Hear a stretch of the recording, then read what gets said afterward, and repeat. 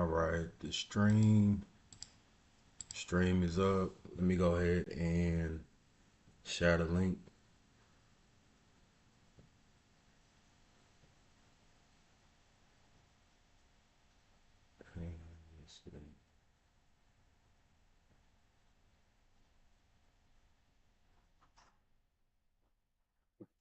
Let me get one going too.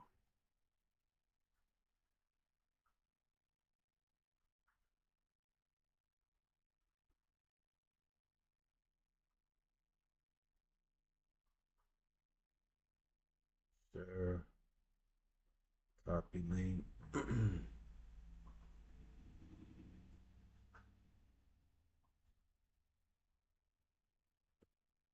Oh, what's up? Trying to make it? I wish After Hours had like a little PC Right. version too. Yeah.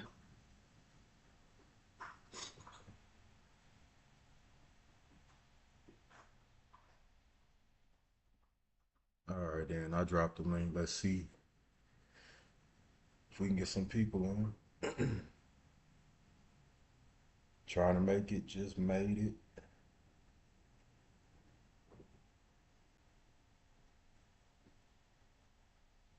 Yeah. So hey, you know what? It's good. We could fill more time. We could do his charting, make it happen. Fady Ibrahim, yo, what's good? I'm talking about. Oh, I gotta put my thing up. What's Hold up. Let up? me get What's this. up? What's up?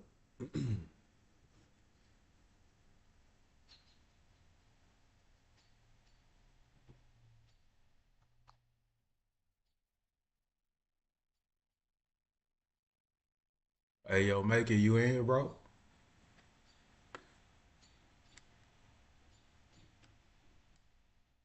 I know normally he be trying to get his mic up and running and everything. Yeah, yeah. Dude, the tag the tag with It's some of the not stuff letting you is like talk. Hold up. sometimes like it just automatically like it'll like switch me off like my audio. I'm like, dude, that's not what I want.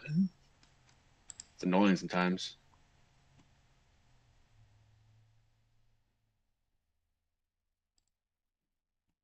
All right, I put my post out there too, so we'll get some. Oh, I know why. All right, ready for another. I mean, 24-hour Robinhood market Dead opens finna up in let like you 20 talk now. minutes. Hey, Fred, you still here? Yeah, man. Yeah, I'm still here. You got me? Realty, you got me over there? I can't hear you Coming now. over. Oh, you got technical difficulties?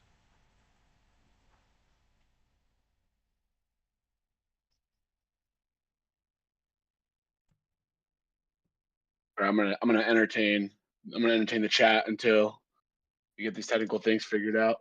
Okay, I got it. I got you. I hear you You got now. me? Yeah. I'm about to say I'm gonna type in the chat until and try to entertain until you get everything figured out.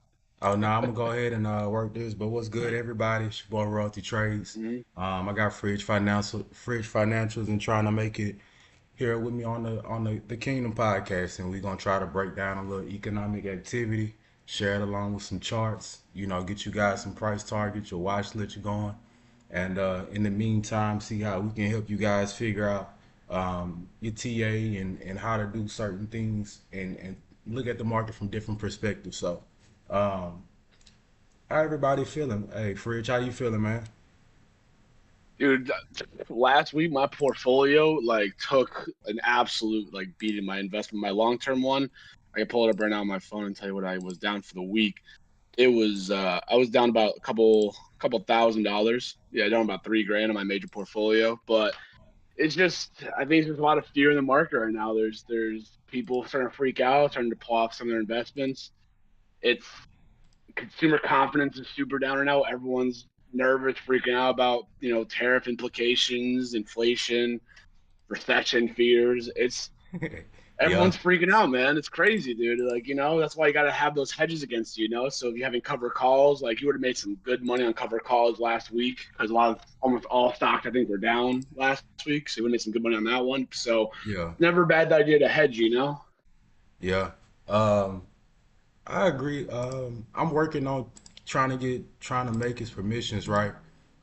If you mind, go ahead and break down, some of the economic activity that you saw last week, and then what we could be looking for, possibly this upcoming week also. Yeah, man. I got you always with economic data. So, guys, again, at any point, if I use any acronyms you're not aware of, obviously just let me know in the chat. I'm more than happy to explain everything at this point. That's what I'm here to do. I'm here to educate. So, last week had some, interesting not a lot of economic data. I think we had a lot of spillover from the previous week's data that came out, which was absolutely wild that we had consumer confidence is like super low right now in the markets. As you can see, if you go on like CNN's, uh, just the CNN main page, it tells you that we're at extreme fear right now in the markets. Consumer confidence is super low. People are expecting higher for longer interest or inflation data. It's crazy. We had some data come in last week, and let's see there, what was the important one there? The big one that I think came in was initial jobless claims. So the initial jobless claims focuses on the ideas of how many people are not employed right now, right? And when you have an uptick in unemployment and a lot of people not working, people are starting to get laid off, you're looking at a slowing down of the US economy. Layoffs are happening, there's not as much money to be put into companies, so people start to lose their jobs, right? And so you look at initial jobless claims for last week, came in $20,000 or $20,000, 20,000 people over the expectation, which again kind of put more of that fear into the market, had a little bit of that sell off on Thursday for that reason. The only good thing that came out last week, and I say good as in not make me cry in my main portfolio, is we had the personal consumption expenditure, the PCE data came out Friday. That's what the Fed really uses for their gauge of inflation data. So they have a lot of different measurements that go with it.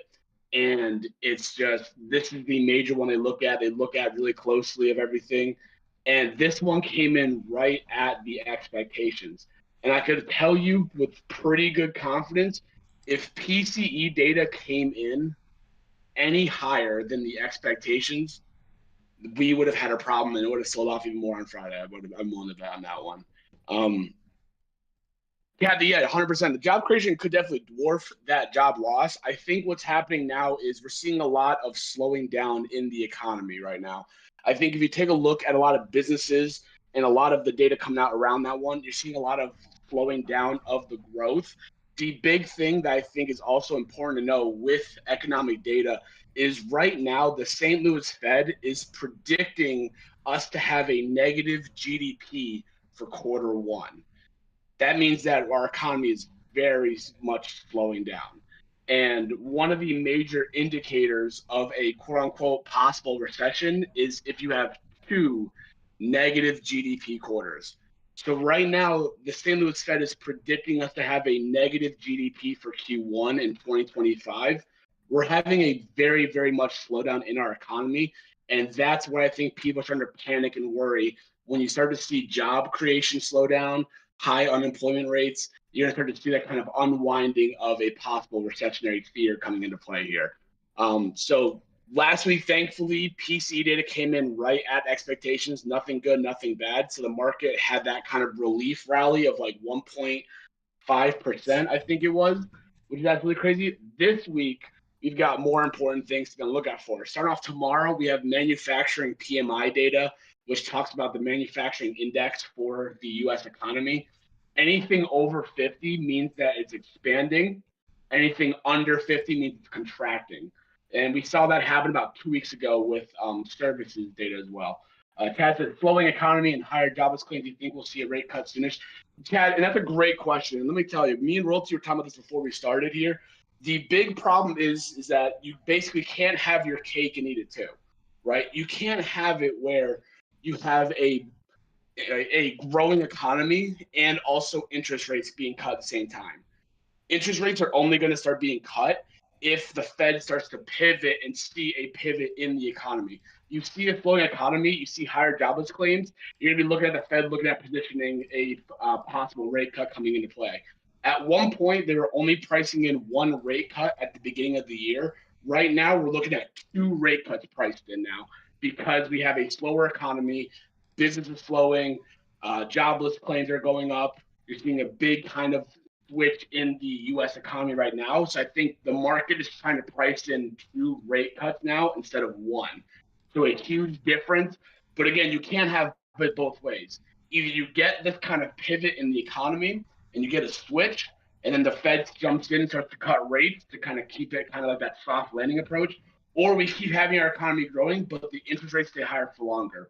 So that's kind of the huge problem that we face is that it's a double-edged sword. Either you get a growing economy and higher rates, or you get a possible recession to happen as well as having rate cuts.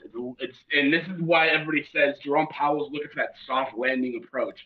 He's trying to figure out this way. Like you're walking like a very, very tight line right now if you are the federal government. You're walking to the tight line. You're not sure which way it's going to go on. And one thing can trigger a fall off to either side. So that's why it's a tough position that the Fed is in right now. And they're trying to walk down these interest rates without creating a recession, having deflation come in. So hopefully that kind of answers your question. Love the questions, though. Again, this is not day trading knowledge like Royalty does, like trying to make it does. This has nothing to do with day trading. This is a longer term perspective as to what you're looking at for your portfolio. Should you have cash? Should you have anything else of that nature? And what we're looking at in that case. So we got manufacturing data coming out tomorrow, which again, if it comes in lower than 50, it's a contraction, which means it's slowing down, which is going to be, again, a little bit of a shock to the market. So if manufacturing comes in lower than the forecast, right now the index is at 51.6. If it comes in around there, I think we're pretty okay. If it comes in lower than that, we're going to have a problem, I feel like. Are you still bullish for 2025 for it? That is a great question. I don't know. Me and Rose were talking about this before. I can't read this market right now, just like anybody else. We can predict as much as we can, but at the end of the day, the market's going to do what the market's going to do. So unfortunately, I'm kind of like half in and half out right now. I'm not looking at it because there's a lot of data coming in that's showing and slowing down. And when you have the slowing down of the economy, you might be having this huge problem in terms of stock coming down, returns not going to be as good. All those different things kind of factor in. So I'm leading a little bit. I hate to say it, I'm leading a little bit bearish right now with the data coming in. If we get some big hits and we get some big dovish comments from Jerome Powell, then I'm feeling pretty confident. But right now, I'm kind of feeling more on the bearish side in this aspect. That's why I'm having covered calls as my hedge to my main portfolio. So that way, they're able to make it a little bit better in that case as well. So we have got manufacturing data coming in. We have no key economic data on Tuesday, which is great. A little bit of a relief on that one. We also have coming in non-farm payroll, which is private sector. You have other things like what else is coming in here? You've got there was services, I think, as well as another one. S&P Global Composite PMI. It's not too bad. The big ones coming in though at the end of the week, Thursday, Friday are the heavy hitters. Thursday, you have initial jobless claims again, which is every single week, which talks about unemployment potentially and everything else. You have non-farm payroll, which is a huge one as well. And then on Friday, we have unemployment rate, non-farm payrolls, and Jerome Powell is speaking Friday. Not sure if you guys knew that, but Jerome Powell speaks Friday at 12:30. Who knows what he's going to be talking about in that aspect, but could be an indication as to what they're doing, where they're going to be approaching this market, because we have the Fed watch meeting coming up on March 19th, I believe, which is, again, talk about rate cuts and everything. So a lot of important things, non-economic data related. You're also looking at two major companies reporting earnings this week in terms of where the market's going. In my opinion, you're looking at Costco's earnings, which I think are Wednesday or maybe Tuesday, I don't really know, and then Target as well. So Costco and Target are big retail-focused companies. And I'm not caring as much about listening to what they come in with for reported earnings for EPS and revenue and everything. What I care about listening to those is going to be the guidance for this year coming up. Because if they have any sort of indication that retail is pulling their money back and they're being more selective with what they're buying, that to me is going to signal people are hoarding cash, people are freaking out, people are worried about a recession. It happened with Walmart, where Walmart I think had pretty good earnings, but again, they lowered their guidance and their limitations for this year, and that had that little bit of a sell off in that case as well, with having a slower growth in terms of the retail. Because again, retail is where all the money's coming in, right? You can't have anything else with it. So a lot of things to look out for this week for sure. As you can see, we'll keep charting out some things about the futures market and everything else of that nature. But yeah, it's just this is another week where a lot of things are going to be coming into play here. We have tariffs that are supposed to be going into effect on Tuesday, I believe, for Canada and Mexico. Not sure how the market's going to react to that one. We shall see. But a lot of things just to really kind of understand. I am not really sure what's going to be happening this week. So this is kind of what we said last time. It's more of a react and not predict. So see what the data comes in, see what it comes into play. Again, my biggest fear right now is that the St. Louis Fed is predicting a negative GDP for quarter Mm, one. It's that's not tough. it's not that good. Yeah, it's not good, man. You don't like it. I mean, I'm telling you, you get two negative GDP quarters, and that's what causes a recession, quote unquote. They always call it. Is like one of the major factors for it. So it's tough out here. Yeah, I think I got trying to make his mic back working. Yes, sir. Yes, sir. You guys hear me? Testing, There, testing. there you go. Testing. Yeah, what's up, man? Yeah, There we yeah. go. What's going on, guys? It's all Just good. trying How to you how you feeling? Feeling great. Honestly, a little scared after what I just heard from Fridge Financials. A little, yeah. I it's definitely tough, do man. agree. I definitely do agree. Everybody has to be careful. Tread lightly in the market. I know I posted on After Hour about how we could be looking at possibly a little bullish overturn on Monday. But the question here is, will it hold? You know what I mean? We could get a bounce back. We could get a gap up on Monday. But if the market's not liking it, guys, 580 below that, 575, all these things are still in play. Yeah, yeah. Okay. Well, we just had a nice brief economic outlook and uh, what we just saw from Fridge, as Yep. always. And if you're not locked into his YouTube page, check out Fridge Financials. He drops a lot of nice content. I think most recently what it was how to do cheap spreads. Yeah, dude, it was trade. You can trade spreads with $100. You need level three options Look at approval, of that. course. But you could definitely $100. Some people are like, how do I start trading options? How can I get passive income?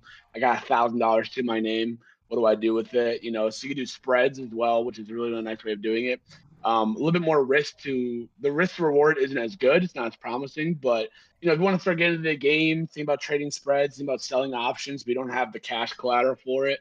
You can trade $100 on it and you can make, Mhm. 10, 15, 20% on it in like a month, which is absolutely crazy. Bob just said, great video. Hey, man, I appreciate you for watching.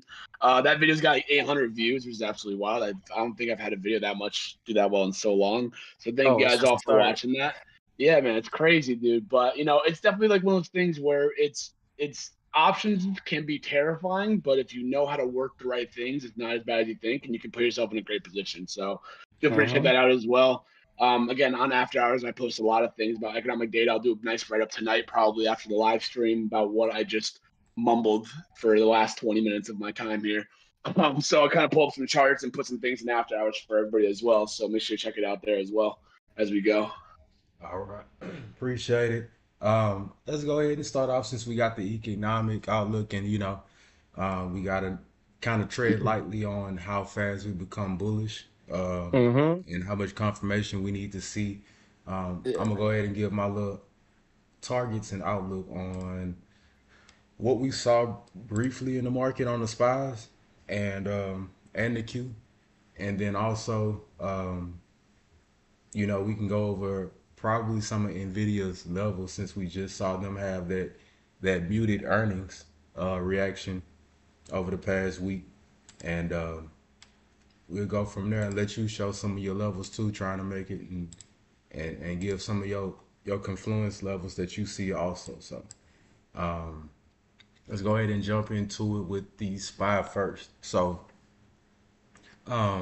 we finally seen this gap right here fill down to that 584 level. Which, if you've been following me, you'll know that this is the level that I've been calling out once we broke below this trend right here, 593.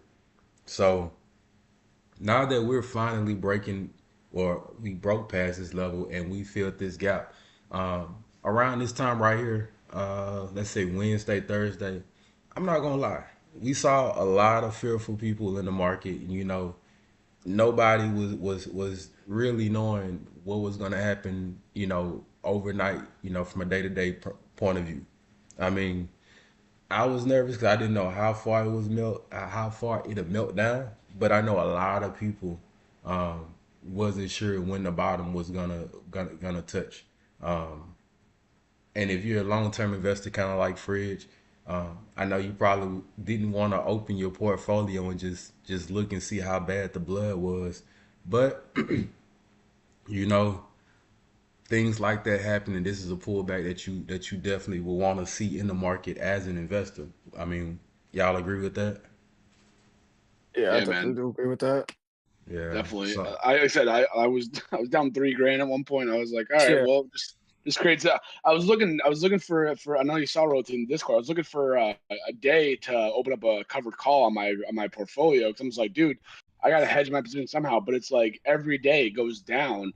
It's Hmm. bad to open a covered call on a red day. You got to open on a green day with those premiums juiced up. So thankfully, market pumped up 1.5% Friday, so they opened one up. But man, I was sitting there just like, I don't have a hedge right now. So now I have a hedge, thankfully. So if market goes up tomorrow, you know, I'm still making money. If it goes down, I have a hedge against it for sure. So it's tough though. okay. Smart. Yeah. So going into this week,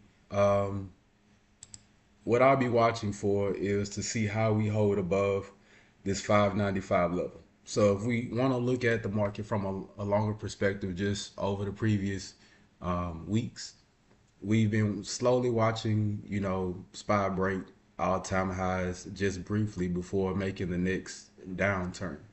So as you can see right now, I have this is our next incoming trend right here, which should hold at this 579 level.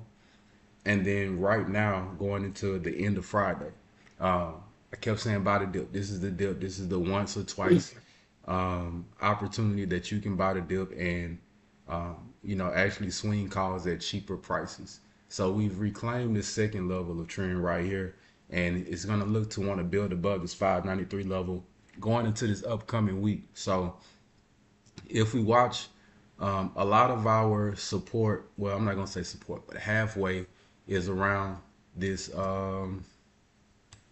this trend right here. So normally we saw the market bounce somewhat along this midline trend, and that's been kind of our lows. This has been the mid levels, and then if we go and we look for the highs, then you will see the highs are pretty much up here. So real quick, I just drew out 3 levels of huge consolidation that we can watch for going into the remainder of the year for the SPY. So here's the first time, you know, with the all-time highs. Here's the second time. Here's the third time. We quite haven't we haven't quite made this last touch down here at the bottom, but that's because the bulls stepped in very nicely at this 582 level. Looks like 580, 248, 580, 250. The bulls stepped in very well and recovered and pushed us back up above this midline level. And you can kind of look at this if you're one of those people that trade RSI big time.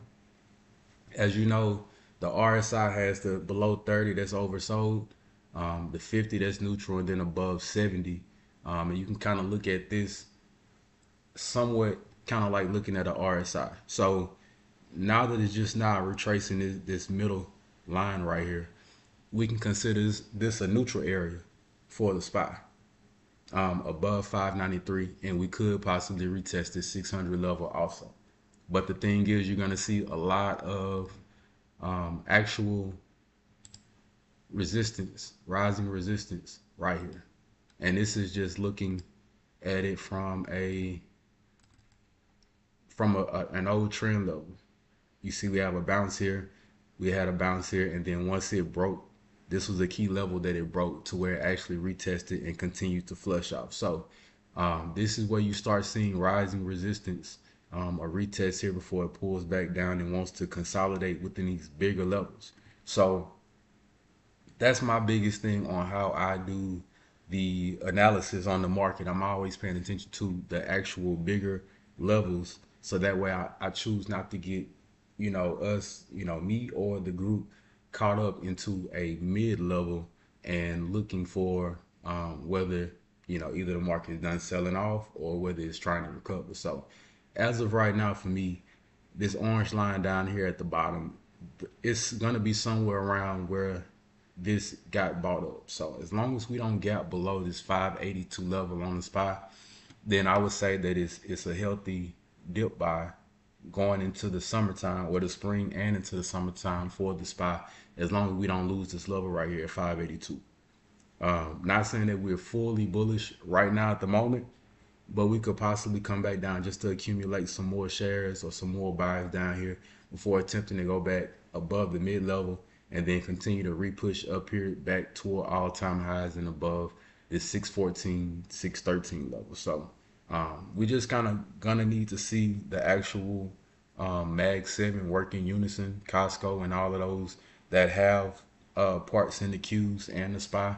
We're just gonna need to see those all work together to actually see a trending market going forth, and not, one day seeing everything flowing but Tesla, or everything flowing but, Nvidia.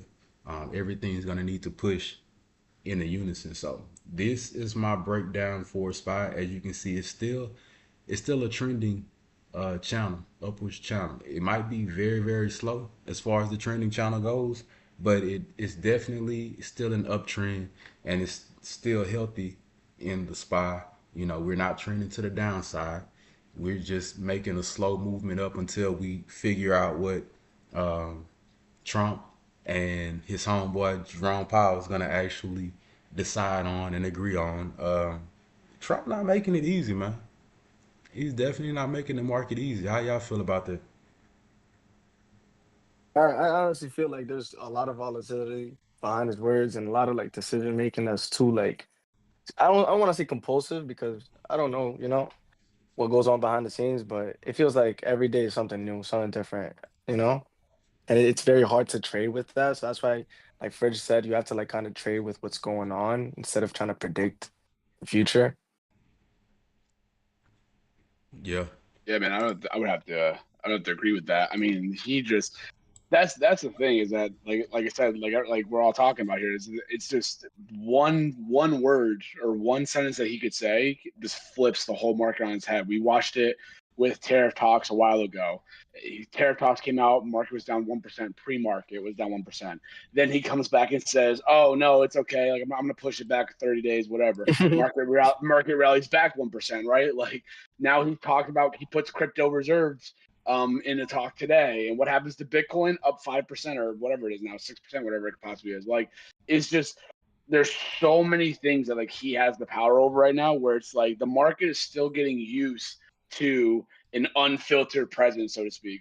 Like the previous presidents that we had, well, obviously, I mean, we had Trump in 2016, but like we were used to Joe Biden, who took it more of like a hands back, sit back a little bit, let the market do its thing. Hmm. But now he's an unfiltered, just says whatever he wants to off top of his head, whatever comes out of his mouth, whatever. And I think the market has to adjust to being ready for it. Whereas like we have tariff implications going on Tuesday. Is the market now used to that, or are they gonna be like, whoa, we're not used to it still? Who knows? But he's giving us he's making us work for the money. That's for dang sure. I can tell you guys that much. right, right. Yeah. So I feel it's like gonna be tough. retaliation from, the other countries would also be an issue. If they respond in any type of way, that'll be the biggest reaction from the market. Mm-hmm. Yeah, We have to I avoid agree. that. I agree. Qs, the Qs kind of have been a little bit more volatile, in my opinion, over the past few weeks. Oh yeah, look at Um, that. but we have seen somewhat of a bounce. Well, not really there either. Um, let's see if I can find a nice trend real quick. It's hard because that trend broke. Let's go to the weekly and see if something lines up better. Yeah, Um, because if that reaches that other bottom right there, mm. I think I might can work with. And that's a light one. That's a very light one. So these are the two trends right now that I just labeled out for um, the Qs. And like I said, the Qs have been a little bit more volatile. Just because they slightly have a few different holdings from the SPY. I Mm-hmm. think the difference on the holdings between the Qs and the SPY, I probably have to double check, but I think SPY has Berkshire Hathaway in its smaller portfolio holdings, and then Qs have Costco in their portfolio holdings. That makes the difference as far as their makeup and as far as what's just the top 10 in their portfolio hold up. So we saw a brief breach here that it filled up this gap right here at this 492 level. So let's see. I'm gonna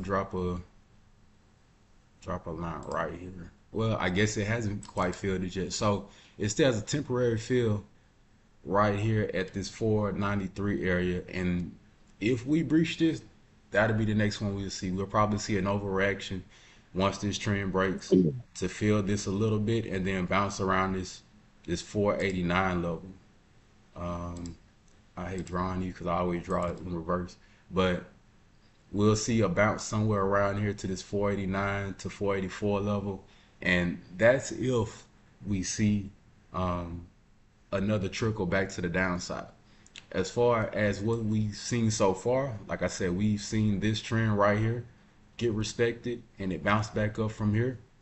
And now we're back above the second trend. It's reclaimed that and is looking to try to trade and the wall for it right now. It'll kind of be around this bottom. You see a lot of support right here at this 510 level. So this is going to be what we'll consider um, resistance going into the next week. We'll probably see prices start to trade up to it and then probably get around this 513.50 level before it starts to come back down and have to retest this 505 zone. So um, I think the 24 market just opened up. It's 17 where I am. So if we could check, Robinhood or Webull or any of those, it may show us where the market's opening up. I got you. I'll pull it right now. We got SPY down 56 cents. So we're looking at 593.62. That's where SPY's at right now. And then 593, QQQ is at 507.8. 507.80. So Point eight. So it's down. It's down, 37 cents in the overnight hours so far. The only thing that's up right okay. now, it looks like it's crypto. Crypto's got some big pump in it right now for the futures. Yeah, you Mm. said 24-hour that market. you said SPY is at 593.62. So I mean Yep. it's pretty much opening flat. I mean it's a couple of cents below where we closed at. SPY closed at 594, so it's down a little bit, and then Q's closed at 508.17. So it's also down. Well, just a little bit also. So just going Mm-hmm. into tomorrow. It looks like at the moment it wants to open flat. We could see a pump a little bit to the upside. We could see it retrace a little bit more to the downside. The futures are looking consolidated. Got a nice little cup right there. Um, we'll just have to see how the rest of it plays out. It bounced around 25, so 20,500 is where it kind of bounced around, and we're seeing some consolidation here. So um, we have a nice upside if we get into a trending market. If we look at NQ futures, we saw this it's kind of a trickle down effect until it finally hit support. So we'll just want to watch and see how we could hold back up. You know, if it's going to be a straight V recovery up there, or if we're going to have to retest this lower level before we make it back up to trending back to the upside. So as of right now, like I said, it's kind of hard to determine what's going to happen going into tomorrow this early, especially with the 24 market opening um, only about 10 minutes ago. But like I said, we'll definitely want to see a retest of this 513.50 on the Qs tomorrow. And if we happen to dip, see how well this 504.75 level holds up and see if these two trends remain intact or if we're going to flush down and have this partial gap fill down here at 493. Um, and this comes from back in that's 11.5. So last November, it failed partially and then took back off to the upside. So I mean, yeah, I think we're paying for um, pretty much for that Trump run up. Once it was kind of confirmed that he was going to beat Kamala Harris, the market just took off in a frenzy, and now we're seeing that come back to bite us in the ass almost. You know what I'm saying? Yeah, I So man. completely Completely. agree. Completely. uh, those are my levels. Market. Go ahead. No, I'm so sorry. I was just gonna say this market's crazy right now. It's you got to be resilient, you know. Yeah. So we just have to continue to see how these trend levels are gonna hold up, and see if this 505 and then this 496 level holds, or if we're going to want to come down to fill this gap at 492.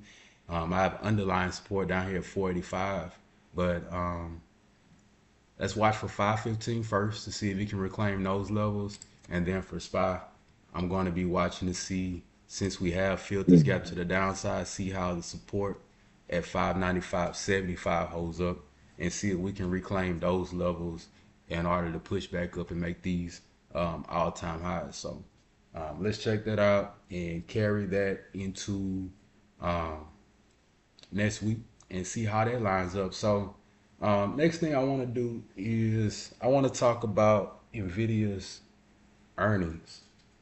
Um, Mhm. it was kind of crazy. We saw a crazy push to the upside, and then we seen a crazy dip, and then we seen it move back up. How did you guys feel about it, Nvidia going into the earnings? Honestly, personally, I thought I thought that we were gonna get some pin price action there. You know, I wasn't expecting a big dip either, or a giant like run up because we usually run up before the earnings. Nvidia is known for this kind of disappointment. It did it in November, so I was expecting this a little bit. Yeah. Yeah, it Honestly, is. like it's crazy, dude. Because like, sorry, man, but like it's like you look at like you look at what they came out with their financials, right? Like the revenue is like up 78% year over year today. You have all these operating, you have all this cash, like they are printing cash like hand over foot. They're printing so much money. And what's crazy, like you put these earnings on like another tech company, and I feel like it probably would have gone up 5, 10, maybe 15% possibly. The thing is, which is like how Wall Street works, is that they just see greed and they just want to push it. Oh, cool! You only beat by 70% in terms of this. Oh, we want 79. We want like 85% beat. Like it's just it was a good earnings beat. They still beat on their earnings, but Wall Street was like, nah, not good enough. It's like, what do you mean? Like it's like telling a kid you got 95. Okay, cool. Nope, not 100. Like Yeah, what? and Like that's why like earnings what are you is talking so about? Like it's so crazy. Like earnings, I've seen earnings change over the years. I'm going on what 7 years of options trading at this point. And I remember at one time, if a company just had good earnings, you saw a drastic move to the upside. Um, Either that or you seen a flat move. Yeah, yeah. it's And I just a whole remember, chop. yeah, yeah. And I remember at one time, I saw ARM, ticker symbol ARM. dropped, and then the next following day it got bought all the way back up. Because it was a chip that was in demand. Well, it was in demand. So to see Nvidia pretty much not move much at all prior to earnings, it was a shocker for me. But when you look at the charts, I thought earnings was gonna take off on Nvidia reason because we never saw this gap right here from the DeepSeek scare. We never saw that actually get taken out. That level get taken out right here at this 142 level. Um, my motto is always look for the gap above supply, or vice versa. You look for the gap below um, the bullish activity. So we never quite seen that. We got traded all the way up. We filled the gap. We rejected up here around like 143, and then from there, it's like investors got their money back, or as much as they could, because I mean, here you are sitting up here, you at 146. You're looking for the move up here to 168, 169, 168. DeepSeek comes out with the scare, flushes the entire semiconductor, well, most of the tech market, and you might have some investors that held through here, and then once they got half of their money back, they went ahead and took profit, got out, and then we saw Hmm. the actual downfall from there. And it could have been from, they wanted to get out of position before ER because they was like, hey, we can probably go ahead and get, some shares a whole lot cheaper. So right now, I'm looking for anywhere around 112 if we can see those prices with Nvidia drop down here. But we still have a nice upside right now, currently at the 151, 152 levels. And if we can take those levels out, then that's going to open the doors for it to continue to push up to see that 170. And I think, eventually, I don't even Yeah. think, honestly, we're eventually going to see 197 or the 200 levels on Mm-hmm. Nvidia too. Mm-hmm. I mean, Hmm. like you just said, Fridge, they print money hand over foot. Uh-huh. Shit Yeah, dude. ton. I mean, you do the like I know like with the spreadsheet I made, like the intrinsic value right now is at like 180 something, I think, according to like their earnings per share and their estimated growth over the next, couple quarters. But I think what it is, you look more in the earnings calls, which is what I always talk about in terms of like you look for trends, like we all talk about looking for trends and patterns.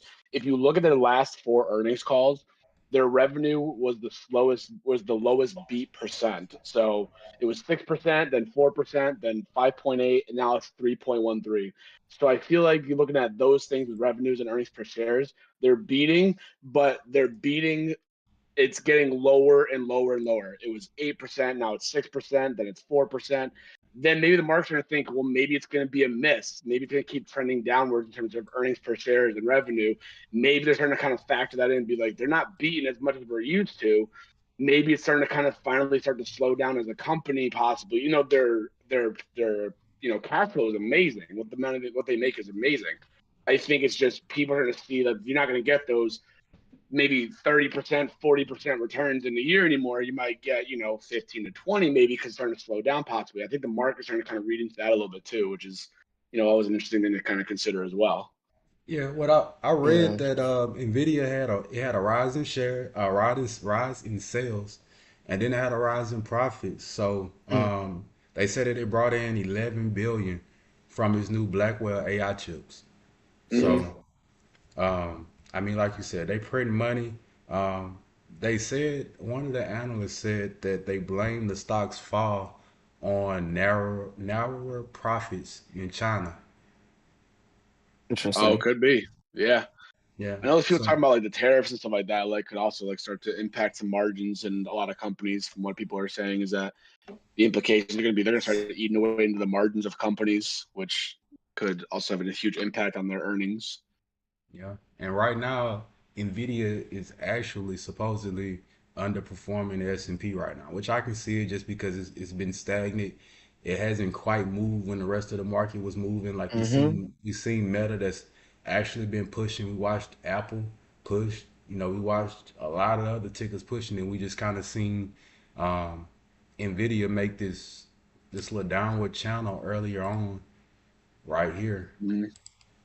and it finally was trying to break out. But I mean, as far as that, we just been seeing kind of downwards channel, and it's still in one. Well, I'm not gonna say that it's in one, but we're looking at more of a consolidation. So it's trying to make this little sideways slow recovery here around between this 125 and probably 118 level. So we just could see some accumulation, if we continue to dip around these, and then Mm-hmm. eventually you'll want to repush these high levels around 153, and then see how it Yes, flows sir. from there. So, um, you got any chart looks on yours? Make it. Oh yeah, yeah. I have something to share here real quick. I have a very interesting daily looking chart. Let me see. Uh, Let let me me see. I slide have you my over screen real share right quick. now. No worries. I would like to mention that this whole, from where we are right now, giant chop zone, and I do agree with everything that Royalty said. And I know I can't, I feel like, hold on, let me see this right here. Let me pull this up real fast. Okay, yeah, all right, I got my chart set up. Yeah, we got you. Yeah, we can see you. Perfect, perfect. All right, so all right, what I'm seeing over here is that this is Q2 earnings from 2024. Right here, we broke above. We dipped from this earnings. We made a really good recovery out from these lows, breaking out of this support right here. I mean, this resistance right here, and making a new trend, right? And from Q3 earnings, it was a dip. It was like we could say a dip. It wasn't that low because it hit the 130. So I feel like this was more like a pinned earnings, same like Q1 to 2025 earnings. And if you guys notice, this new kind of resistance that we're making over here, we hit it once, we broke above it, came right back down two times, three times, four times. So what usually goes with breakout momentum is that by the fifth, like by the fifth retry of that resistance level, we're supposed to see a breakout that holds. So what we see here is some sort of piercing candle formation. I can't really consider it that, since it's not kind of taking it's not taking 50% of this candle right here. So I would need to see more momentum on this hourly chart. I do see some bottoming formation. We could see some sort of inverse head and shoulder here. Necklines around here. We're breaking above. We have the 5-day support, 20-day MA support as well. This is very important to look at. And what I'm looking for here is a 20-day moving average break above the 50-day moving average to confirm that bullish momentum. You can already see the green candlesticks down here. These are volume candlesticks that are already starting to shift with the momentum that we're seeing here, especially with what happened on Friday. These giant candles right here, we need to see more pressure, buying pressure going into the week, especially with all the news that we have going on.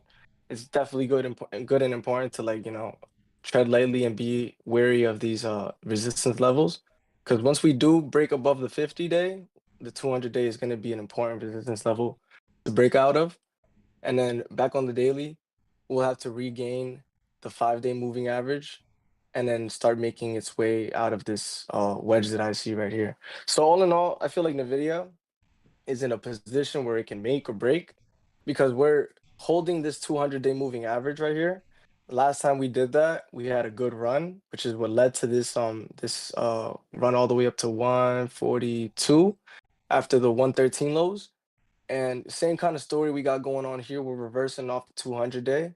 So if we continue this momentum out, we need to make sure that this resistance that has really been keeping Nvidia down doesn't stop the next move up.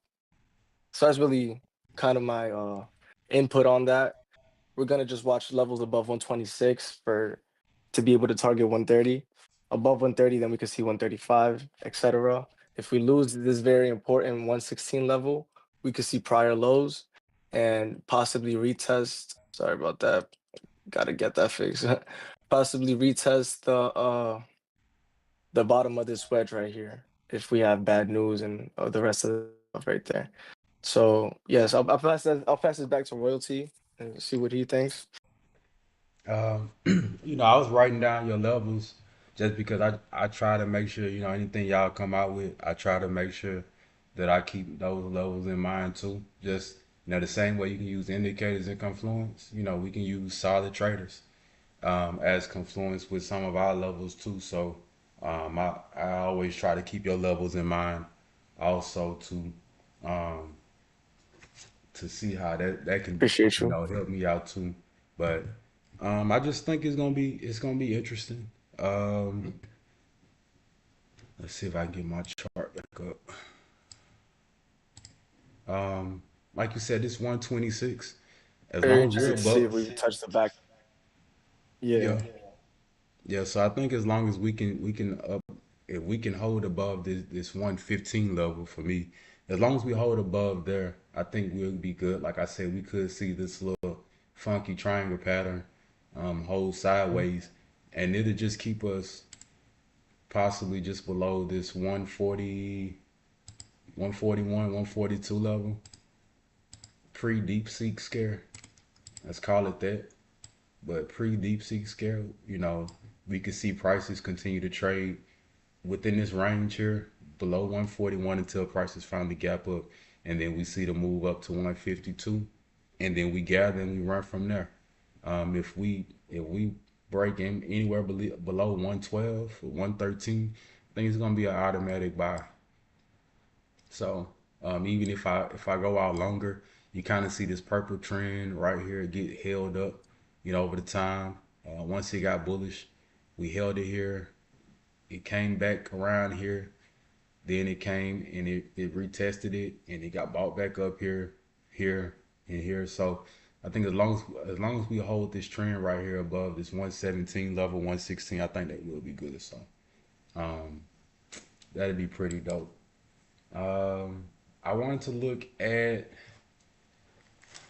some non-tech stocks, and one of the things that I had brought up was um, HD Home Depot. I don't know how many of you guys actually look at tickers like that outside of that. That's a part of the Dow, but I know um, you know this one's kind of been performing a little better than some of the tech stocks. Well, I'm not gonna say better, but it's been holding up. Like as of right now, we're seeing a consolidation.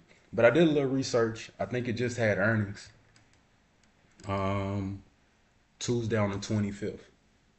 So you see, we got double green, and it said that they beat sales and they beat profit, but they offered cautious guidance due to higher interest rates. So the thing about Home Depot was that the demand was strong for appliances and building material, but weaker for projects like kitchen and bathroom remodels. And they said that with that, that's normally what customers use to jump into their refinancing program. And in my opinion, normally, whenever a company has good, like credit cards, getting people into financing and things of that nature, I think that's normally better for the stock. What you think, Fridge? I see he typing in the chat. He handling everything in the Dude, chat. you know what's crazy? I was You Solid know what's moderator. crazy is that like when I first got into investing, like a long time ago, it was my buddy was like, dude, like I got this play. It was in a pandemic, and he was like, dude, Home Depot. He's like, it's a lock, and I was like, what are you talking about? And he was like, dude, watch. And he hit, and it was like it went up like third. It took off like a rocket during pandemic because he was like, dude, think about it. Everybody's remodeling at home. No one's doing anything. They're all locked up inside. Yeah. Like it was like that makes sense. Like it was like fundamental trading. It wasn't even like looking at charts, looking at financials. He was just like, dude, just think about where we're at right now. So like I had a flashback for that one. Honestly, like Home Depot definitely a company I think they could do really well. I haven't pulled up their earnings. I take a look at their earnings and see what they're looking at right now. Yeah, It seems like it they did said pretty that okay from what they you were beat saying, sales right? and they beat profits, Yeah. but they It's not had a bad. Yeah, yeah, B sales, B profit, but they revenue had up an Cautious offer. guidance. 14%.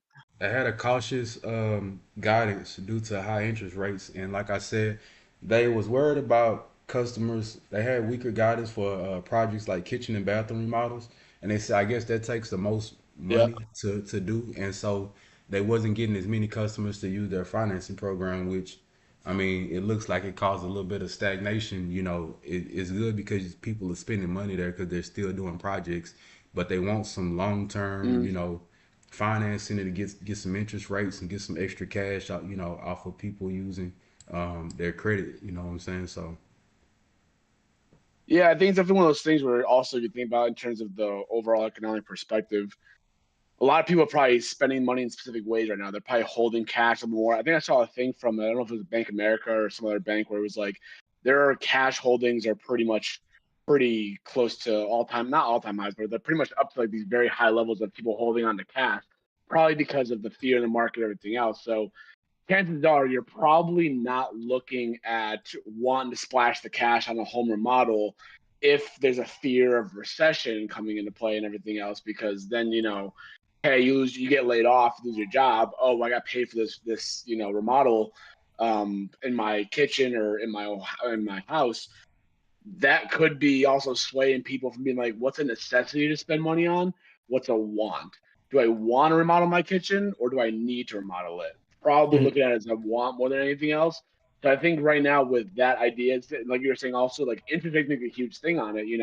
If I can wait on my remodel for 6, 7 months, get a rate cut, even if 25 basis points, I'm still paying less in interest. So I think that definitely higher interest rates definitely hurts them a little bit in terms of sales. But I think it's also just again just the extreme fear we have right now of we start getting layoffs, you lose your job, you're not paying for that remodel anymore. You're not gonna be able to have the funds for it. So it's always going to be interesting to see like what they're doing, which is why I think earlier I brought up the idea of looking at Costco and Target earnings coming up this week because that tells you where consumers are spending and where retail's going and what they're thinking. Is there growth in their earnings, or is there weak guidance for the future potentially because they think that people are going to be not spending as much?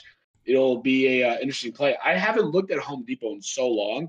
I used to have Home Depot and Lowe's, and I was like, why would I do that? They do the same kind of thing, basically. right, Like right, it's just a different like company, basically. It's just rebranded, but yeah, so yeah, it's interesting because everybody always talks about the big tech stocks. Those are the Yeah, those are the high plays. You don't think about the Home Depots, the Lowe's, those kind of things. So it's a really good thought actually to look at. yeah. completely. Okay, and right now, as far as Home Depot levels, kind of a little triangle pattern playing out. It looks like support Yeah, I see that. is sitting around like 387 to 378, and then looks like breakout potentials around like 416 ish. But we have seen a couple of gap downs, which has been causing a push in prices down to lower levels. So I think we definitely want to see some money flow back in above 400 and above 415, and that could send prices higher. But from my understanding, the Dow is always kind of a place that you go to when the market, technology has a little doubt in the market. You can go to the Dow and find some stocks like that, and American Express and stuff like that that can kind of be used as a hedge um, or a buy into certain companies in the market too. Bro, I see you got Palantir up, huh? Well, you had Palantir. See, you got HD up now. Oh yeah. Uh, uh, Let me which see. one you wanna which one you wanna Yeah, throw up? Okay, I was definitely looking at Palantir. Yeah, yeah. okay. Let me So let throw me throw you up. that up on the screen real quick. Okay, we can see your screen, so you can have at it whenever you're ready. Nice. All right. So yeah, Jeffrey Friedman, he mentioned Palantir. Very interesting look that we have here. We came right back down to fill this gap. This is a very important thing for stocks, especially move with these giant moves. There's always unfilled gaps, but when we fill giant gaps like this and we get this big giant support right here, this is a big candle. If we can continue the push up, this could be a new trending level to look at. But I would like to see the price push down a little bit lower to maybe because we're already retesting these highs right here. If yeah, let me mark this level right here. We're already past testing these highs right here. If we could break past it again and maybe break out of this break out of this zone right here, we could get back into the gap zone and probably find support above it. And then if we don't, looking below, we could probably be chopping between 84 and the 70s. And then the worst case scenario would be a retest to the 200 day. But I don't see that happening right now. I still see the 20-day moving average holding strongly above the 50-day, which is bullish momentum. In the 4-hour chart, same kind of thing here. We do have a cross. We do have a possible cross happening here, but I do feel like since the 200-day EMA is stagnant, tomorrow we'll see if we possibly move above 85, maybe back into the 87 zone to start getting back into the gap zone right here. This is also on the 4 hours, since it's a candle. We have this could also be a bullish fair value gap as well. So getting back into the zone would also be very important, and building above it would also cause the moving averages to reflect that momentum. So let me get into, I needed a shorter time frame. There we go. So on the 30-minute, this is kind of what we're looking at, possible bottoming formation here. Momentum doesn't look exhausted yet. We do have possible room for more moving up right here. We have the 20-day moving average touching with the 50, the 5 days breaking above, showing strong momentum as well. And I want to see if there's any divergences here. Yeah, the same thing here with the hourly. We have a bunch of bullish divergences, all with this dip that we see here. None of these have played out yet. This bearish divergence played out. So keep your eyes out on these to play out, because we are starting to see a shift in RSI moving up. But if the price stays stagnant and the RSI just keeps moving and this is chopped, then it's a false alarm. You want to see a break above 85. You want to get into the 90s and possibly back into the hundreds to really confirm that. For now, we need to focus on this zone right here. And if we go below it, the 70s could be in the book as well. So yeah, I'll pass it right back to Royalty and see what he thinks and what he says. I definitely do think we're in a good position though. Not too bad. If we lose levels, a dip would be viable. Palantir actually, it has looked pretty decent at these levels. Um, let's see what I got for Palantir. PLTR. And somebody asked about RKLB. I don't know if I got it charted, but cool. We'll check it out after I get done looking at Palantir. All right, cool. So what we seeing right now on Palantir? Um, okay, so we just saw pre-earnings, well, post-earnings. We saw a run up, and now we're seeing prices come back down to pre-earnings level. So that's a good thing. We want to see if bulls are gonna step in here above this 84.25 level, and if it's gonna get bought up going into this upcoming week. So as of right now, we've seen the prices gap down right here below 108.54.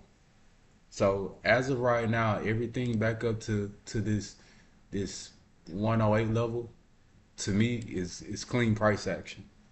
Um, the deviations tell me that we're somewhat approaching a temporary bottom. So I do have support down here at 72. If we do decide that we're going to drop down some more, as you see back here, we did see a lot of consolidation um, through the month of December and a little bit of January between this 79.80 level and this 71 level with a brief dip down to about 63ish. So I think you'll definitely want to start buying a dip on Palantir below 80 if it does drop, and then it definitely scoop up some more shares around Yep. 72 because, like I said, we have seen a lot of consolidation here. So this just could be another big accumulation level here for the move back up to the upside because, I mean, let's face it, this past year, Palantir been an absolute beast.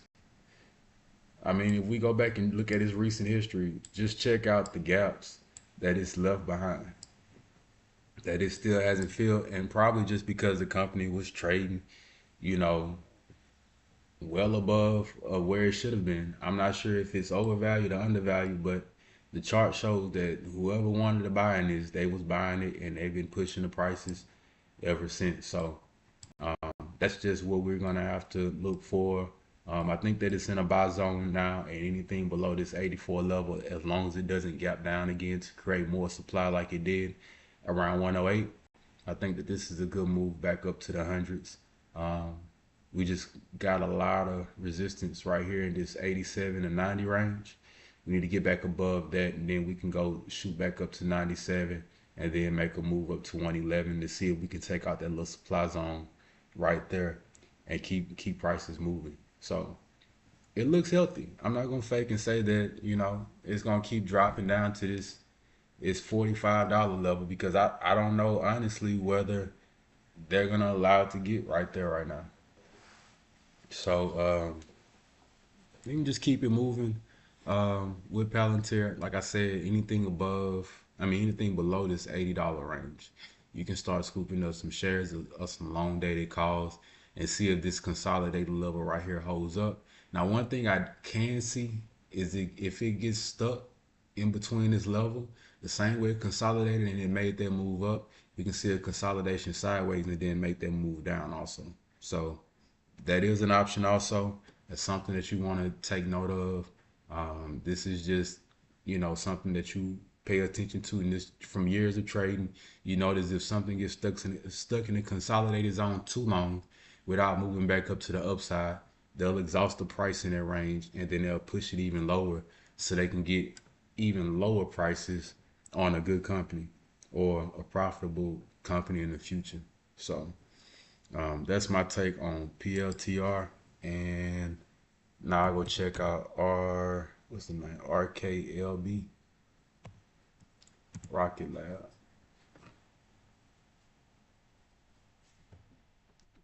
Well, I mean, Rocket Lab don't look bad.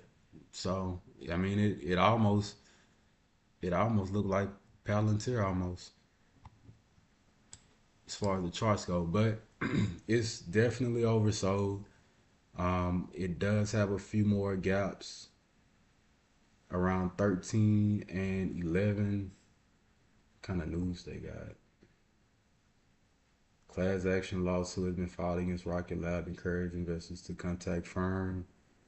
I'm not really sure how that's affecting it.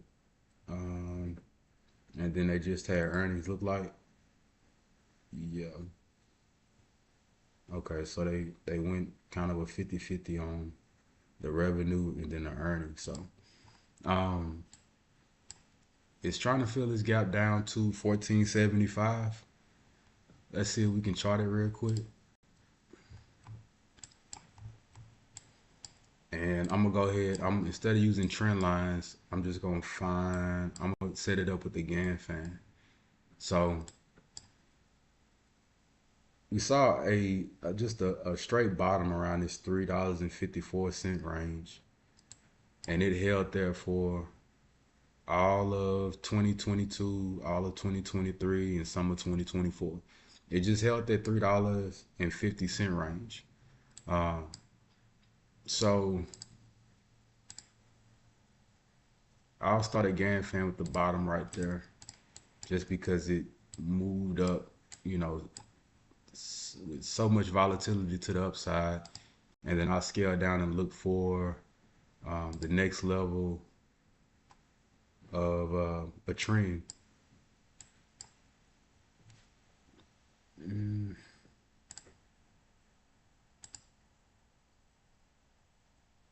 So for the ones that's new to following me, this is what I primarily use when you see the colors and everything like that. I'm using the GAN fan.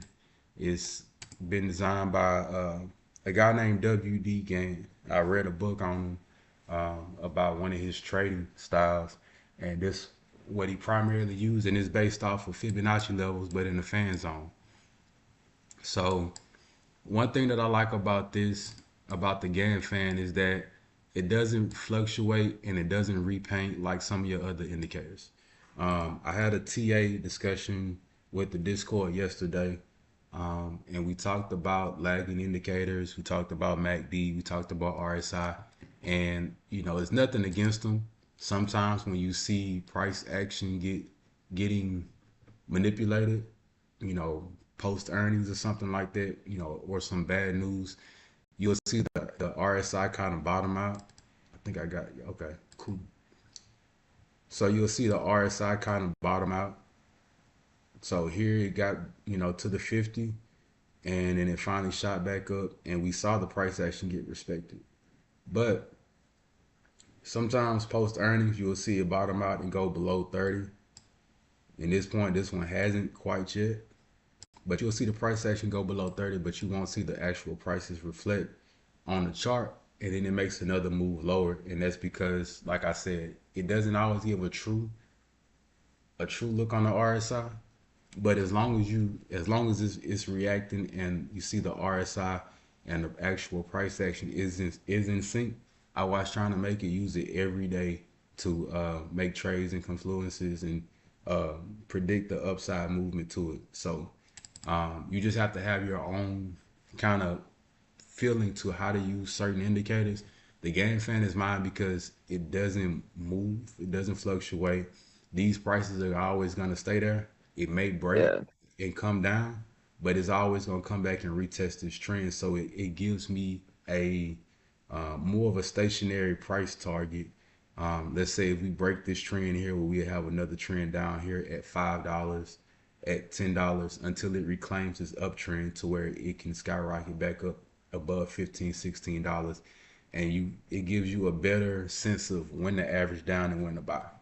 So back to the chart on Rocket Lab. I pretty much got everything that I'm gonna do on the game fan marked out. I will mark this partial gap fill down here at 1509,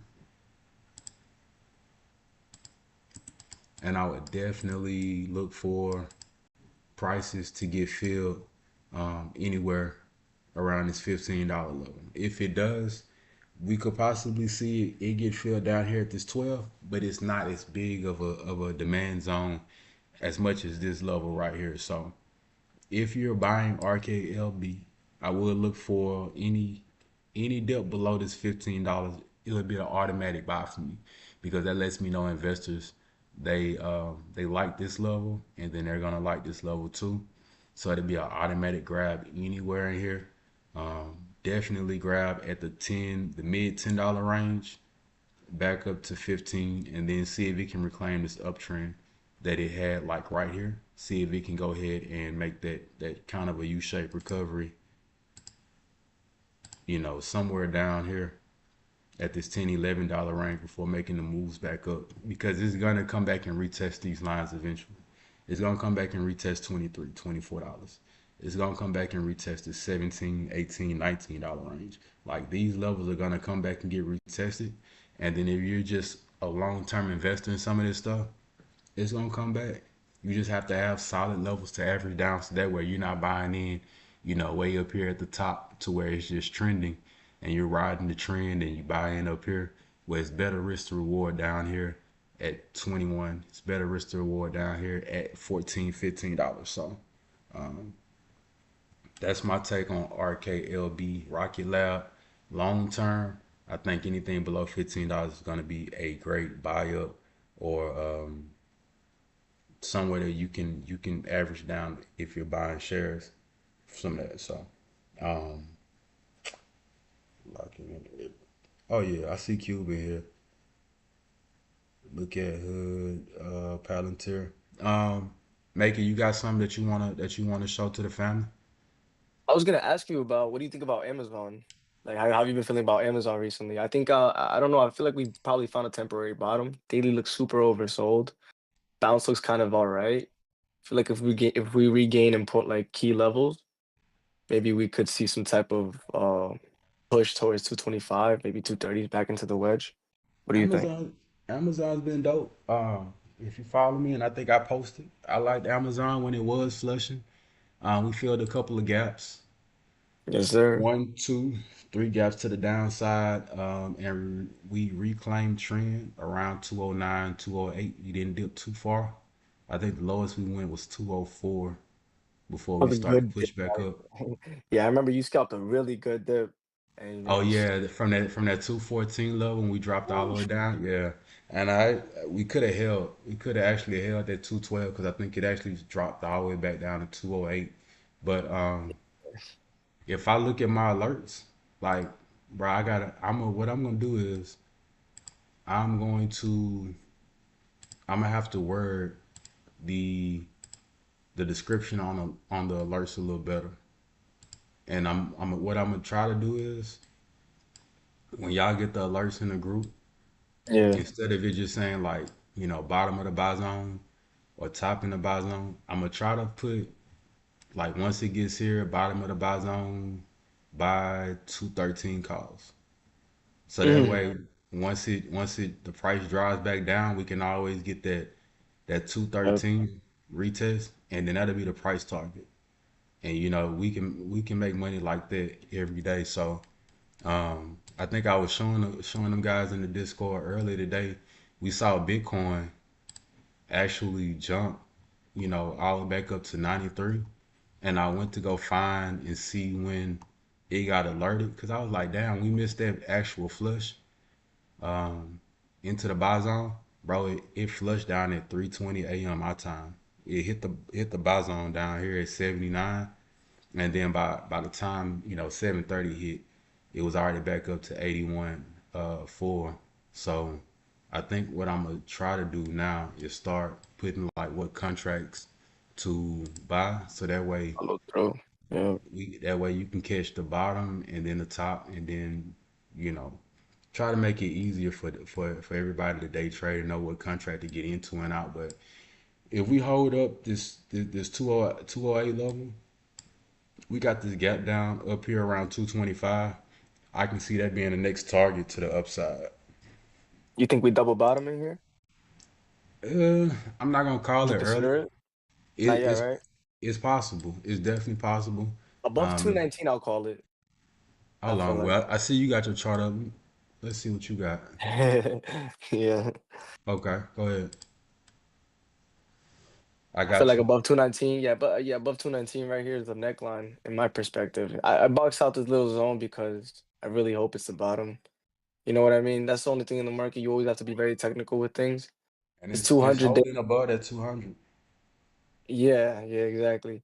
I was also thinking like this 200-day MA. Very nice. Like we didn't really test it, but it's something like, we didn't want to test it. So the Amazon's really holding this level very well. And I feel like if we continue holding this level above 219, 50-day moving average breaks, 200-day breaks, that's momentum. Yeah. And then we'll retest the bottom of that trend that it broke. It Yep, looks like what exactly right there. And then 232, hopefully break 230. above it. Yeah. If we reclaim that trend, and I Around, mean yeah, around it's off to 230 the for sure. races. Yeah, and then I feel like if we do that, I usually like to call out whenever we have like a bearish formation and then don't play out, or let's say they don't fully play out the way they're supposed to, you get like a little bottoming formation at the neckline or near the neckline. This kind of reversal is usually powerful. So I'm calling it like if we do get this break above 219, it'll be a reversal out of a double top. So Yeah. that's something to keep an eye on. Okay. Yeah, I'm with you on that. Like I said, if we can reclaim that trend that you're showing right there, um, around Yeah, here. Fish Financials. Look at that. Fish Financials is at 254 a fair value for Amazon. That's Yeah, pretty and that's around the top of your trend line up there.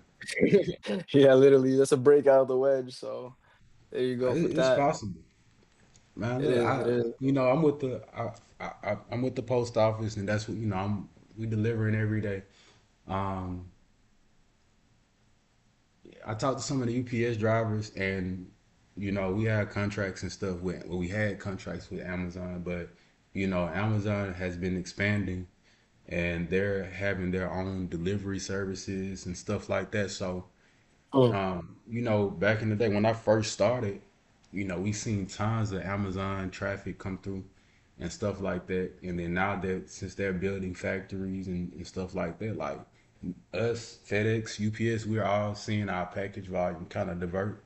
And Amazon is doing their own thing. And I think that's what Amazon does. They come and they conquer each sector that they can infiltrate, whether it's medical. whether it's Yeah. streaming. You know, they're competing with Netflix streaming, and they're a cloud company. You know, but Hmm.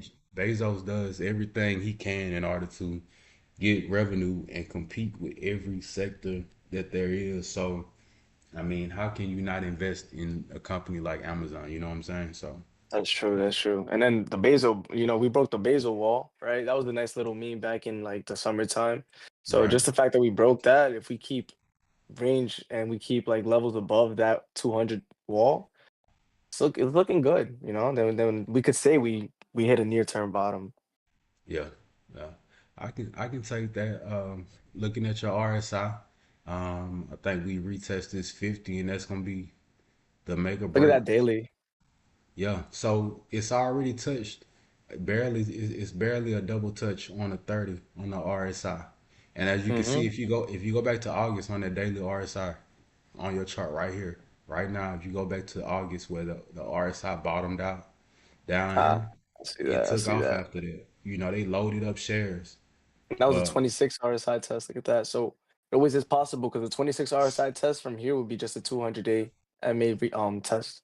yeah, and so even if we do dip with the RSI being where it is right now, this would be a Hmm. perfect opportunity to load up shares going into the next earnings move Hell yeah. that we have next quarter that you can hold and push all the way up into that 254 fair value level that whatchamacallit says. So that Hmm. Fresh Off that, Financial is talking about. So yeah, off that 201, that'd be a great buy. Imagine that. yeah, yeah. So hey, I say Amazon go long, lock in with that. I don't think Amazon is going nowhere anytime soon. Yeah, me They're gonna neither. come. They're gonna continue to compete. They're gonna continue to push services. They're gonna continue to infiltrate. So I don't think you can ever go wrong with buying Amazon, especially with them being as low as they are. I mean, $200 a share. They're about the same price as Apple, Google. They're actually higher than Nvidia right now. Um, they're pushing what? They're pushing a couple of company prices. Um, and they're slowly creeping up. Yeah, that's the thing. Nobody's like it's a silent killer. Yeah. Let me look at Sean Williams say ACHR. Let me Archer. Oh, what yeah. is? I'm so sorry. I really want to know what does the company do again? I haven't been keeping up. I hear this name all the time, but I really don't chart it. I'm not really up to date with it. Spill the beans. Archer Aviation. It's aviation. It's Yeah. So they're an electronic company, aerospace and defense. I looked at this company once before, apparently, and this is an old chart, but it has we watched the upside do what it do, and then eventually it broke down. It couldn't get above the gap ups. Let's go to the daily.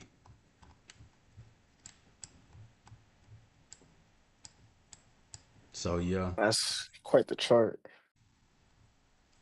yeah, and like I said, I didn't do much. I just kind of watched it, and it reclaimed, it traded sideways.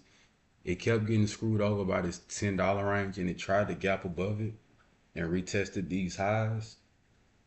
And this is what a good chart's supposed to do. You're supposed to be able to go back to an old chart, and everything that you marked out should play its part. So it retested highs, it didn't hold, it flushed back down, broke trend, and now we're finally filling this gap that we didn't feel here because it held up around this $8.88. So let's go ahead and flush the whole chart. Boom. And this thing is volatile, ain't it? It just had earnings. God, okay. Double red. And it does have a partially filled gap down here around $6. So it's been moving.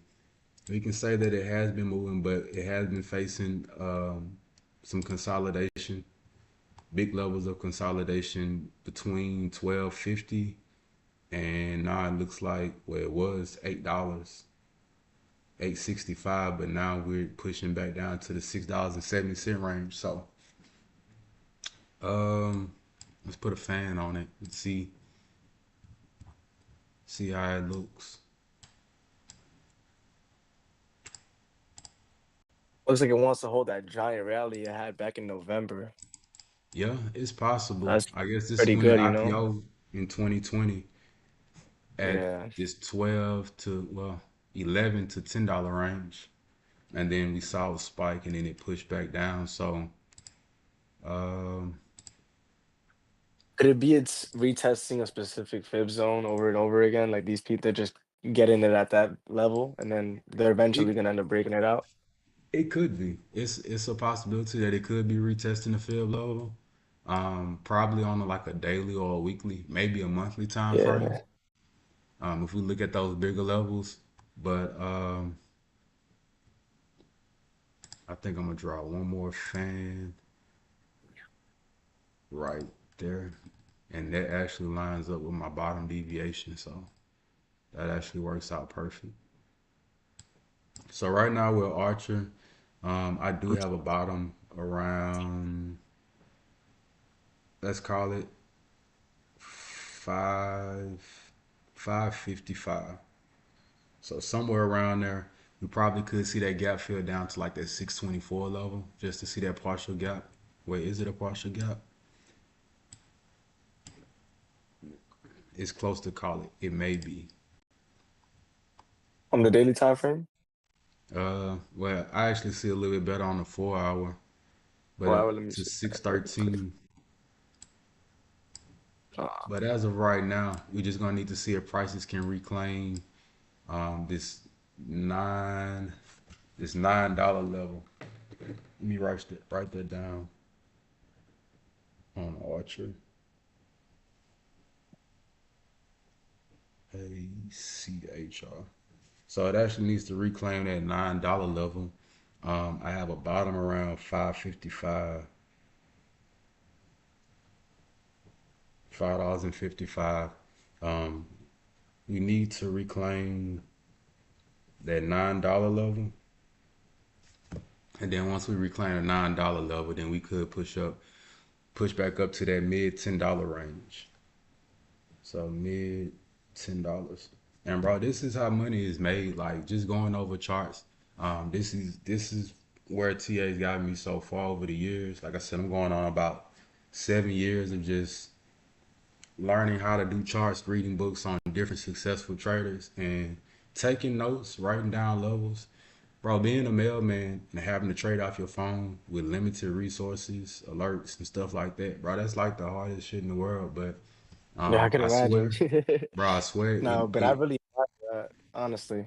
It's a yeah, drive. appreciate it. But you gotta take notes, and have these levels in mind, so that way when you finally see those numbers, you lock back in and you realize, hey, let me go and check the chart. But if we can reclaim this $9 level, then we can see prices push back up to that mid $10 range and maybe higher. Right now, I got a ceiling around $12 to $13 on Archer. If we can, start to reclaim some of them levels, but it is small gap downs down at the floor level of like $3. But I don't know if it's gonna feel that, depending on how the company is. I don't know much about the company, but it doesn't pay dividends. It missed Mm. earnings, but it has a strong buy, engages in the development of electrical vertical takeoff and landing aircraft. So I don't know much about the company as far as what it does, but looking at the charts, we could continue to see some consolidation um, at these levels until something positive or another catalyst actually comes out to get it outside of this $13 range. Um, have you been looking at or Archer? yeah, Yeah, I've been looking at it with you. I haven't really made any lines here. Kind of been following along with your screen, but I do see right now we're playing out a bearish divergence on the daily chart. So these levels that are grinding down lower and lower, not a bad sign. This giant candle right here, it's not going to be ignored. I know for a fact there's probably going to be some type of maybe continuation, or if we dip down below, might get a bullish harami here for some type of continuation. Gotta look out for things like that. I don't really see too much of a well, this strong wick candle right here does give a good indication of a bottoming formation as well as the RSI matching down with this low. So double bottom in the RSI seems pretty nice. So if we get RSI to break above 52, we'll get price to break above maybe 9. Hopefully try to reclaim 10 and 11 like you mentioned before. But yeah, like you said, a buy below the 200-day would be very well as well because there's a partial gap right here. It doesn't seem it's not filled all the way. On the 4 hour, you mentioned, yeah, see that right there. It'll At have to least, touch the 200-day or a little bit below it just in case. at But least it's from where it's holding at right now, it 200. does have some upside potential. And like I said, we don't really know much about the company. Just going straight off of technical analysis, these are important levels to mark out. Yeah. Like I said, at least it's holding the 200 on the daily. Looks like it's trying to reclaim it back on the 40. 200 back on the 40. So we'll want to definitely see if it rejects or if it pushes above the 200 Play this 200 big MA. candle right here, literally this whole entire zone Yeah. So we can to definitely see what expect. kind of route price wants to take. So just right here, you can see wants to break above the 200-day on the hourly chart. Yeah. 20-day moving average is bullishly breaking above the 50. So that could be a nice. What was your 4 hour But the look like? RSI is looking a little, well, last time we had a bullish divergence, the RSI went all the way to 83. So we have all these bullish divergences here as well. RSI is sitting at a nice 63 level right here, matching up with this. So there is more potential for upside room. If we do reach the 83 levels, we could target maybe, like I said, 10, 11. So those will be your levels to watch for upside targets. This would be a good buy from where we're at right now if this is a reversal. Price holds this zone. Anything from 8 to 6, good buy. Below that, you got 580 from this wick right here. Below that, you would want to really stack up. But yeah, I do see some continuation here, honestly. Anybody that has any tickers that want to get Um, let me analyzed, let me break down. just drop them down in the comments, please. Let me look at. I would like to mention something about SPY. I know we're all working on Monday's opening. I do have a lot of bullish confirmation here. I do have the 20-day moving average chasing the 50, the 5-day breaking above the 50, which is very bullish. We have a breakout of a falling wedge. And these are all signs of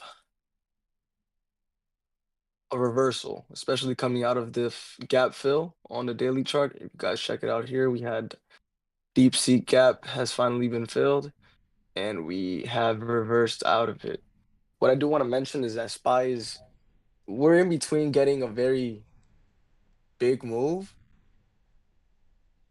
with the hourly chart that I mentioned here, probably finishing it off. Like I do think we can pump up to 600, 60, maybe I don't know. 600 is gonna be my top because I don't want to like put out too much bullish uh bias out there because I am gonna play what the market gives me. But if we do get continuation, I do want to see a test of 600.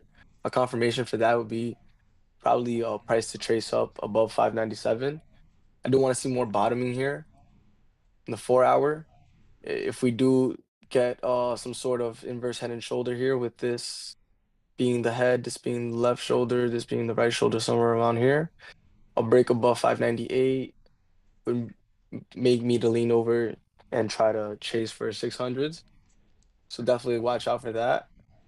And then we're looking for a probable double top invalidation.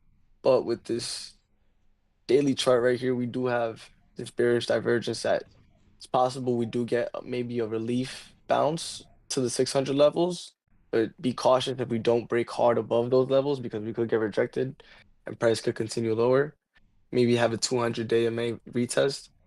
Like we see here in August, we sort of retested the 200-day. We fell shy above it, and then we rallied ever since then. Here we're kind of getting that little tease, like if we're gonna come lower. The trend hasn't broke yet from where we're at. So definitely watch for levels like below 585. You could target 575. Below that, you could target the 200 day. From where we're at, definitely looking to play the longs tomorrow. If not, I'll play the gap fill, and then we'll go from there. Think Cool. royalties back. Pass it back to you, homie. Appreciate you for the time. All right. Somebody asked, could I look at RX? RX. Oh yeah, haven't heard that ticker in a minute. How's it been? It's probably sideways, honestly. I mean, I don't have nothing against RX, but I just don't um, play it personally. You know what I mean? I know we don't play it in the kingdom. bro. And like I said, I haven't looked at this thing, but here it is. Um, all right. So let's see. Where do I start? I'm just gonna clear everything. All right. So RX. Here we go. I know it's a lot of hype behind it. As of now, my personal opinion is being treated like a meme stock instead of an actual company. Um, and it's just being heavily consolidated. So, um,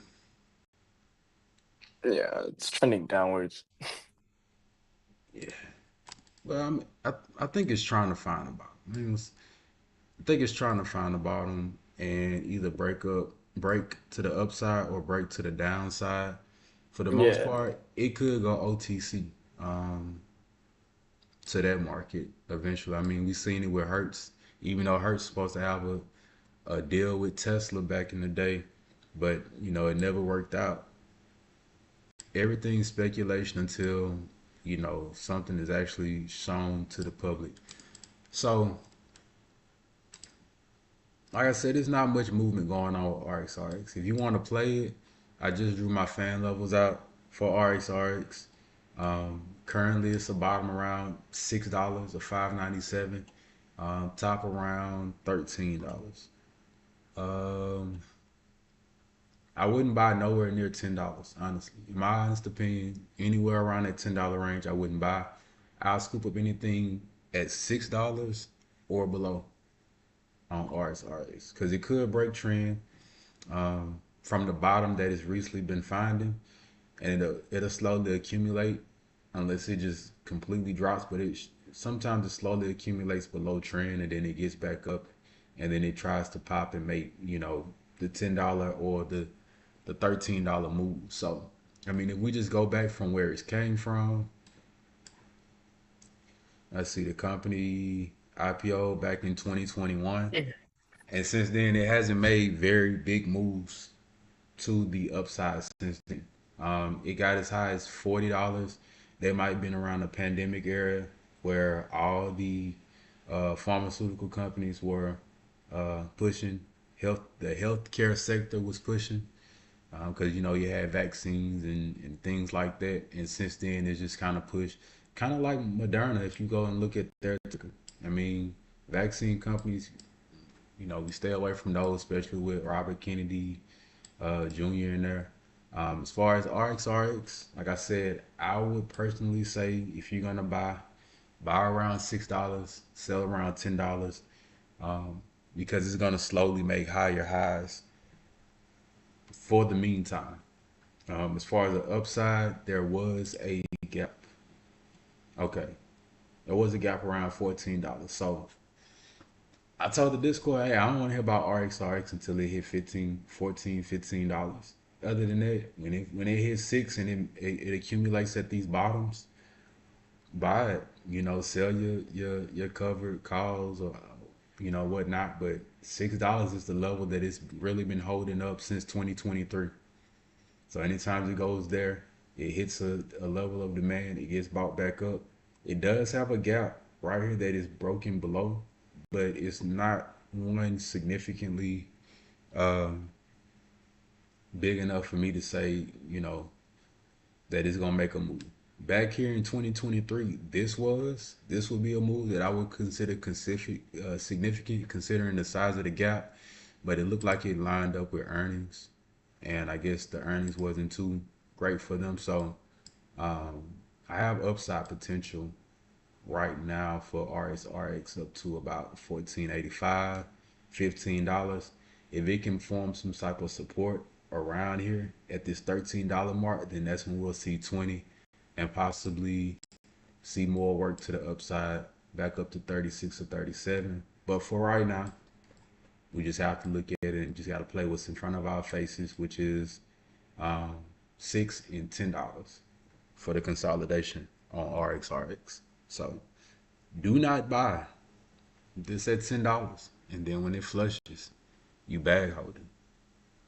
I'm warning you, royalty traders warning you to not buy this thing above $10. Buy it at 5, buy it at 6, hold for the long run. Yep, Cool. I completely Uh, agree with that. let me look at one more. Then, if you got something you want to show, then cool. Bitcoin is consolidating. So I'm gonna look at MSTR. I know Mm. I know new fishers gonna want to see some MSTR action, especially how he's loading up on Misty and stuff like that. So right now with MSTR, it looks like it wants to hold above this 252 level, 242. We broke below 240 briefly, but it was bought back up. I got resistance at 225 right now, and it's a cluster of resistance right here between 211 and 224. So we filled this gap down here at 280-ish, and then it gapped. And this is one of the examples that I tell you guys, as long as the price doesn't gap below a support level. We filled this level. The following day it gapped down and it created a supply level right below where the bulls were that started to push prices down more. So you can expect to see some bearish action below um, 276 unless this Bitcoin movement that we've seen overnight pushes the prices back above this 276 range. Let me look and see where it is in the 24-hour market. It's at 299. So there you go. It's sitting at 299, which is my level of support. Well, it's actually resistance right now, and we're taking out this 276 level thanks to Bitcoin. So right now we're gonna be looking at a reclaim of this 300 level. I'll be careful because I have seen MicroStrategy gap up and then retest some levels and then flush back down, um, just because it pushed up too quickly. So we're here at the 300 level. We're gonna want to see how prices react and hold above 300. And if not, then it may have to come back down to this 241 level, 242, to see how strong this gap up is. So if we hold the 300, we can see 315, we can see 333, we see 334, 345, and then we can see 370. So it's levels to it. We just have to see how strong it's gonna hold up. If Bitcoin starts to fall some more, going into the opening, because it's already broke back below 93, which was the level of support, and headed back down to 90,900 level, 90,951. So, um, like I said, this just could be showing some strength going into this week. It may need one more week of accumulation or a buy up. So it could be a 2 week span before we actually see some momentum, trend back up to the upside. But this is definitely a good start, and this would be where you'll want to start accumulating some longs in the market once we start seeing some bullish action, like we see right now. So um, that's definitely what we want to lock into. And then you got Reddit up. You ready to showcase Reddit? Oh yeah, I just want to run over this quick daily chart because uh, I feel like it tells me everything already from looking at it right here. So looking at Reddit right now, I feel like we had a consolidation zone right here. We broke out of it, tried to make new zones here above the 200 levels, but failed. Got right back into the consolidation zone that we had before in the hundreds, between the 150s and the top being like around 186s. And I'm possibly seeing maybe if we continue holding this zone, possible consolidation within a wedge, which is basically called a bear flag. If it validates downwards, it'll confirm. If it breaks out above, it'll invalidate, and then you could probably see Reddit chase highs above 180 and try to retrace that zone that it had before and make that trend. We could say that like consolidation above this zone, try to take over this area right here. But if we don't get that type of movement from Reddit, we can see an easy dump from here down to the 200 day around the 120s for a gap fill to the basically the 80s. And then we'll see if price decides to hold above this breakout level and hold above 77. So if we do get a giant dump in the near term, then I do suggest that we buy that. It would be a nice buy around the 80s. It would be a nice pickup between the 100s and the 80s. It would be a nice pickup for upwards momentum. But from where we're at, if we get a breakout, let me go into the 4 hour. If we do get a breakout from this zone right here, I'm not sure what kind of bottoming formation we have playing out here. The RSI is relatively low, but it is at a zone where this bearish formation, this bearish divergence could be an issue to it. But as we've seen before, the RSI, it's touched levels like, for example, right here, it's been at 32. We had a nice rally down to 20. I do suggest we're going to see some type of relief bounce, probably, hopefully, retesting the 172 levels. You want to see a confirmation above 176 to really get into those calls. But for now, keep a close eye on the moving averages and the possible bearish cross that we're getting on the daily here. It already happened on the 4 hour chart. If price can come back up, it'll invalidate. But for now, I have a bearish outlook. I would need to see above 170s to really confirm that momentum to turn around. Cool. Yeah, that's basically what I have for that. What do you think, royalty trades? Uh, for Reddit, let me see. We cover Reddit, and then Cube Master asks for Hood, and then I think we'll wrap it up because I think we can keep people all night and talk charts and Of course, find where man. Sounds everything great. at. So, Appreciate you, man. oh man, appreciate you tapping it. So, Always lit, man. uh, I got a crazy chart on Hood right now. I'm gonna get rid of it because it was everywhere. All right, so Reddit. Um, we're somewhere approaching a bottom right now on Reddit, and I say a bottom. It could be more of a consolidation. Um, I really don't want to put a game fan on it yet, just because the trend is kind of sideways. So I guess that's one that could line up. So let's see.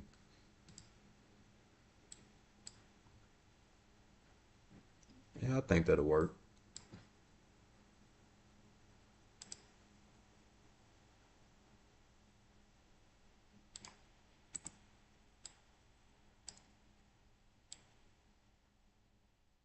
All right. So I got my fan level mapped out somewhat. We could break below this 156, 155 level. If we do, then we'll probably see a retest of this trend that I drew out here at 138. Here's another level of consolidation, so you can map that out and peep that over to the side here. I don't know what it's going to take for us to actually have to fill this gap down to 103 and $83. Um, this is Reddit. So they just had earnings, and the earnings came out green on both ends. So this could be a buy up. This could be an accumulation buy up. and we'll just have to see how this right here holds up. I don't see any gap ups. Well, I do see some, but it's keeping the prices in limbo. So you got buyers, sellers, sellers, buyers, buyers. So that's the only thing that pretty much is say prices want to go back up because we had some people step in here. So we could see a U shape or a little dip come back up, and then another accumulation here before moving back up to the upside where these buyers are here at the 200 mark, and we see prices push this 250 level. So right now we're looking at a bottom of like 140, 139, and we're looking at an upside potential around like 240, 241 for me on Reddit. And then Hood.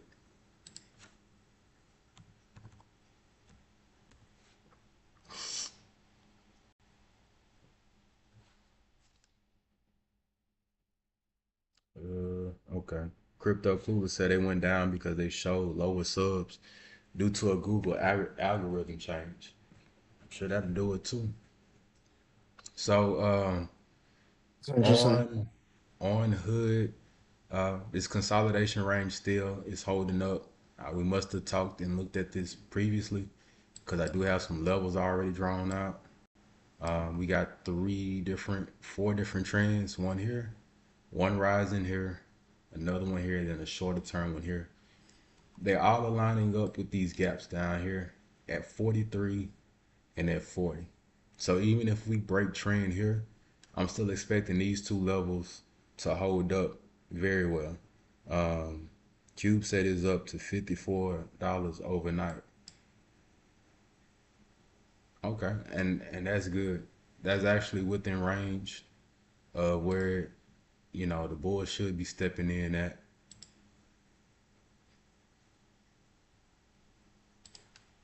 Somewhere within there, and then another kind of pushing consolidation here too. So where you're seeing the boxes actually overlap at, that's where we could see some consolidation at. We'll want to see prices break above this 54 level and then push up to this 57 level. Or if it gets stuck within here, then we could go back and retest 51 and then 47. So we just have to see how long it holds up overnight going into the morning. And depending on what we opening up above this 50 level, if it opens above 54, that'd be a nice gap. We could see it fill, or we could see it break above this 54 and push back up to 57. So I think Hood just one of them stocks, you just got to get in when you get in. If you know that it's going to continue to keep pushing to the upside, you hold for the long term. So just watch it. I would like to see this gap down here at the 43 level get filled though, and see a nice sell off. But you never know. Sometimes we don't see it, and it just takes a dramatic event in the company to see prices reach some of those levels that we want to hold. So let's just see how it goes in the morning, Q, and go from there. But like I said, we're gonna make that one the last ticker for tonight. We appreciate everybody for tapping in. Yes, sir. Make Yes, sure sir. you hit the like button. I appreciate Fridge Financials tapping in. Appreciate you trying to make it as I appreciate always, you, man. Thank you. Thank you. coming in and doing nice good work for the community and nice levels, nice economic outlooks for everything, and we can keep everybody informed on how to make good, educated decisions when they're investing their hard-earned money into the market. So I appreciate you guys. I appreciate everybody for tapping in. Any last words y'all want to throw out to the people that's watching? Encouraging words. Thank you. Thank you. Thank you. Thank you. Appreciate everybody for tuning in. All right, All right. I've been away. I've been away for a little while, but I've been playing with my stock charts and everything. My little sheet there.